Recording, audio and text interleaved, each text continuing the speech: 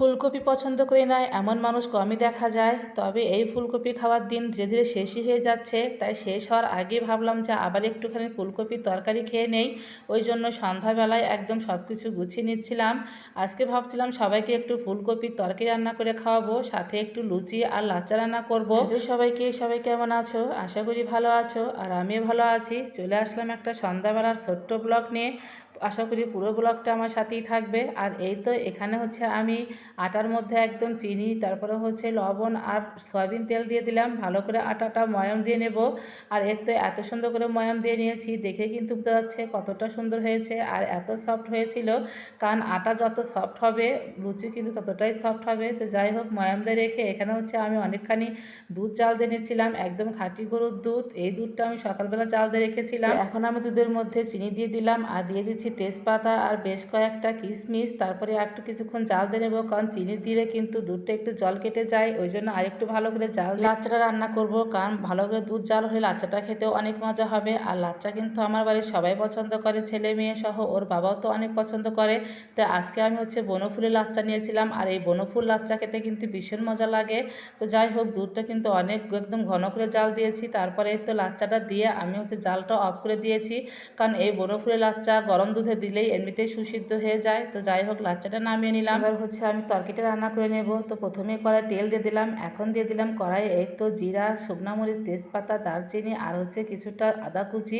কারণ নিরামিষ এরকম রসার মধ্যে যদি একটু আদা কুচি দেওয়া যায় খেতে অনেক ভালো লাগে। তো যাই হোক, এ পর্যায়ে আমি সবজিগুলো দিয়ে দিলাম। সবজির মধ্যে ফুলকপি আর আলু, তারপর হচ্ছে লবণ দিয়ে দিলাম। দিয়ে কিছুক্ষণ নাড়াচাড়া করে আমি একটাবার হলুদও দিয়ে দেবো। আর এই আলু আর ফুলকপি আমি ঢেকে দেবো না, তেলেই একদম ভাজা ভাজা করে সুসিদ্ধ করে নেব। কারণ এখন নতুন আলু আর এই ফুলকপি সিদ্ধ করতে তেমন একটা সময়ও লাগে না, জলেরও প্রয়োজন হয় না। তো যাই হোক, অনেকক্ষণ তেলে ভাজি করে নিয়ে এখন হচ্ছে গুঁড়া মশলা দিয়ে দিলাম। একটুখানি জিরার গুঁড়া, ধনিয়ার গুঁড়া, একটুখানি হচ্ছে মরিচের গুঁড়া দিয়ে একটু হালকা জল দিয়ে কষিয়ে নেব। কারণ খুব একটা কষানোর দরকার নেই, যেহেতু সব কিছুই হচ্ছে একদম ভেজে রাখা গুঁড়া, ওই জন্য খুব একটা কষানোর প্রয়োজন নেই। হালকা একটু ঝোল দিয়ে দিলাম। আমরা বাঙালিরা হচ্ছে খাদ্যরসিক মানুষ, আমরা খাদ্য ছাড়া কোনো কিছুই বুঝি না। কখন যে কোন খাবারটা খেতে ইচ্ছে করে সেটাই বুঝতে পারি না। এদিকে হচ্ছে ঝোলটা বলক উঠে গেছে, দিয়ে দিলাম কয়েকটা পাকা কাঁচামরিচ আর একটুখানি চিনি স্বাদের জন্য। এভাবে নিরামিষ রসা রান্না করলে কিন্তু লুচির সাথে খেতে অনেক মজা লাগে।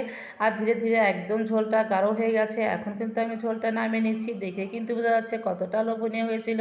আর লুচির সাথে খেতে কিন্তু অসম্ভব মজা লেগেছে। কালারটাও যা হয়েছে না, জাস্ট ওয়াও ফাটাফাটি।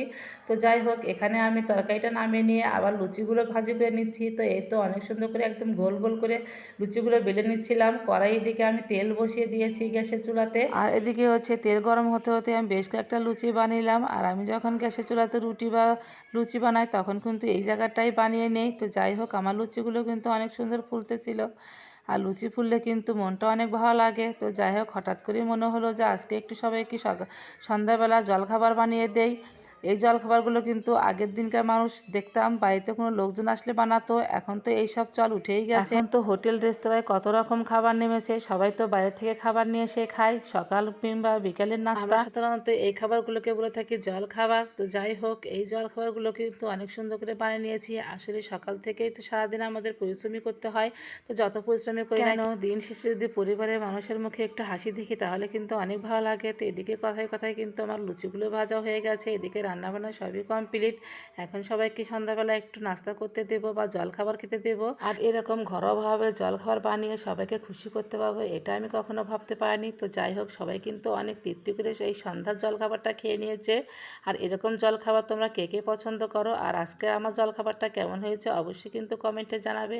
তো যাই হোক, জলখাবারটা সবাই খেয়ে বলতেছিল একটু নাকি লাল চা খেতে ইচ্ছে করছে। আসলে সন্ধ্যাবেলার অভ্যাস না, যতই যা খাক না কেন একটু লাল চা না খেলে ভালোই লাগে না। জানি না তোমাদের কাছে কেমন, এরকম লাল চা খেতে পছন্দ করে সন্ধ্যার সময় অবশ্যই জানাবে। তো আজকের ভিডিওটা এ পর্যন্তই। আজকে চা খেতে খেতে বিদায় নিচ্ছি। আর ভিডিওটা একটু ভালো লাগলে অবশ্যই লাইক কমেন্ট শেয়ার দিয়ে পাশে থেকো। টাটা।